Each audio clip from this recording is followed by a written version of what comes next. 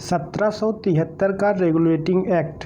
इस एक्ट के तहत बंगाल के गवर्नर को बंगाल का गवर्नर जनरल पद नाम दिया गया।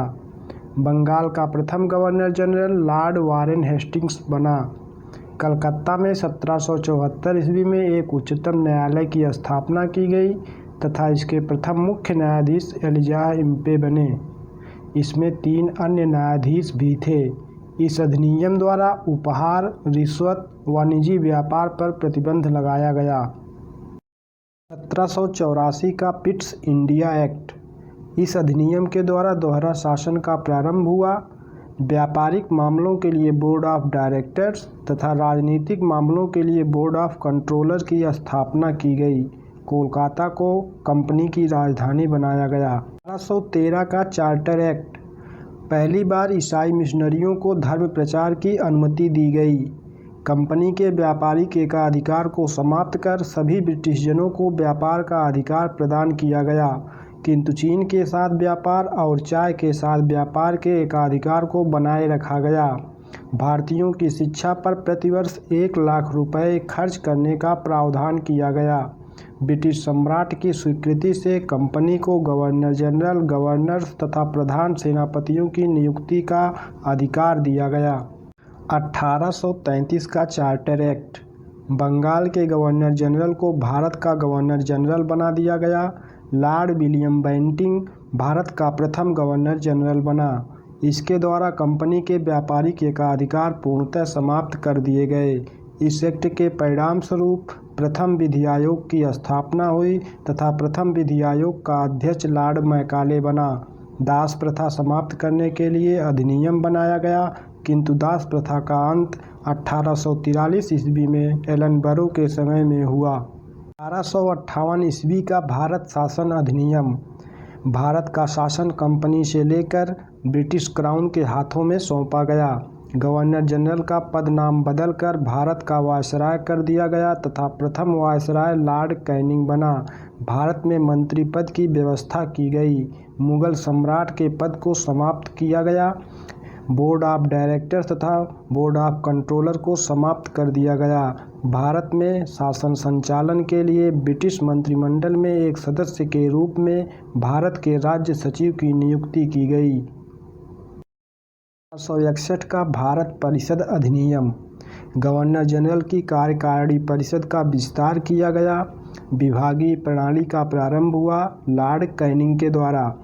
गवर्नर जनरल को पहली बार अध्यादेश जारी करने की शक्ति प्रदान की गई।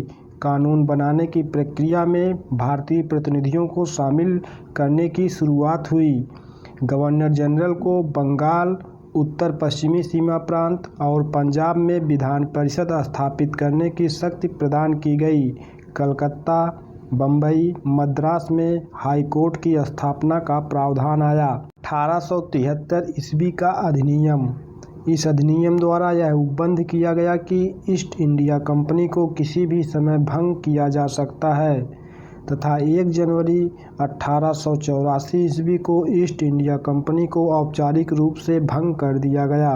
उपाधि अधिनियम 1876।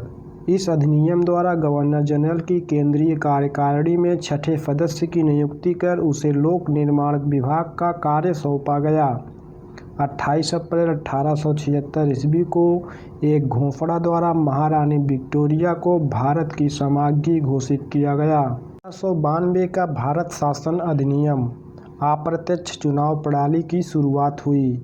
इसके द्वारा राजस्व एवं व्यय अथवा बजट पर बहस करने तथा कार्यकारिणी से प्रश्न पूछने की शक्ति दी गई। 1909 का भारत परिषद अधिनियम। पहली बार मुस्लिम समुदाय के लिए पृथक प्रतिनिधित्व का उपबंध किया गया। इसी कारण लॉर्ड मिंटो को सांप्रदायिक निर्वाचन के जनक के रूप में जाना जाता है। भारतीयों को भारत सचिव एवं गवर्नर जनरल की कार्यकारिणी में नियुक्ति का प्रावधान किया गया। गवर्नर जनरल की कार्यकारिणी में शामिल होने वाले प्रथम सदस्य सत्येंद्र नाथ सिन्हा बने। प्रांतीय विधान परिषदों की संख्या में वृद्धि की गई। केंद्रीय और प्रांतीय विधान परिषदों को पहली बार बजट पर वाद विवाद करने, सार्वजनिक हित के विषयों पर प्रस्ताव पेश करने, पूरक प्रश्न पूछने और मत देने का अधिकार मिला। 1919 का भारत शासन अधिनियम या मॉन्टेग्यू चेम्सफोर्ड सुधार। केंद्र में द्विसदनात्मक विधायिका की स्थापना की गई। प्रथम राज्य विधान परिषद तथा दूसरी केंद्रीय विधानसभा। प्रांतों में द्वैध शासन प्रणाली की शुरुआत की गई। प्रांतों में द्वैध शासन का जनक लियोनस कार्टियस को माना जाता है। इस अधिनियम के अनुसार लोक सेवा आयोग का गठन का प्रावधान किया गया तथा 1926 में ली आयोग की सिफारिश पर लोक सेवा आयोग का गठन हुआ। महिलाओं को पहली बार वोट देने का अधिकार दिया गया। प्रांतीय विषयों को 2 उपवर्गों में विभाजित किया गया, आरक्षित विषय तथा हस्तांतरित विषय। भारत शासन अधिनियम 1935 यह प्रस्तावना विहीन अधिनियम था।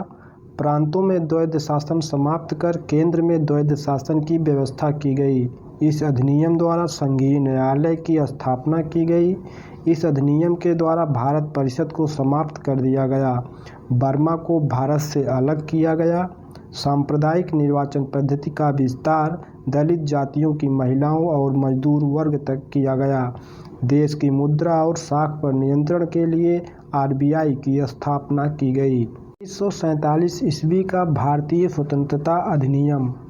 15 अगस्त 1947 ईस्वी को भारत एवं पाकिस्तान नामक 2 अधिराज्य बना दिए जाएंगे। भारत एवं पाकिस्तान दोनों अधिराज्यों में एक एक गवर्नर जनरल होंगे, जिनकी नियुक्ति उनके मंत्रिमंडल के सलाह से की जाएगी। 1935 के भारत शासन अधिनियम द्वारा शासन जब तक संविधान सभा द्वारा नया संविधान बनाकर तैयार नहीं किया जाता, भारत मंत्री के पद समाप्त कर दिए गए।